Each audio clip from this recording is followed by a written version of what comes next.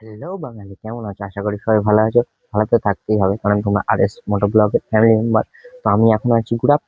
তো গুড়াপ টু 10 গড়া রাইডটা তোমরা সবাই দেখতে থাকো। বলবো রাস্তা কেমন, কি কি প্রবলেম ফেস করতে হবে। ঠিক আছে, তো গুড়াপ থেকে যারা দেখছো অবশ্যই লাইক কমেন্ট শেয়ার করো। হ্যাঁ, এই যে মাঁ দিকে রাস্তাটা চলে যাচ্ছে, এইটা থেকে এইখান থেকে এই মোড়টা থেকে মোটামুটি কয়েক মিনিট হেঁটে গেলেই গুড়াপ স্টেশন। তো কি গেট, এখানে রেল গেটে যদি পড়ে মোটামুটি আধ ঘন্টা 45 মিনিটের কেস আছে ভাই। তো চলো, হ্যাঁ আমাদের কপালটা খুবই খারাপ যে গেট পড়ে গেছে। তো এখন আমাদের আধ ঘন্টা 45 মিনিট দাঁড়াতে হবে।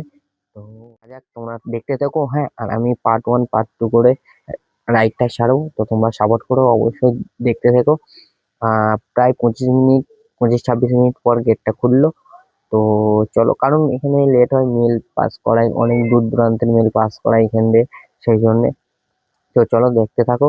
আর সবাই ভালোবাসা দিয়ে দিও যারা গুড়াপ থেকে এবং 10গড়া থেকে দেখছি, অবশ্যই কমেন্ট শেয়ার অবশ্যই করে দিও।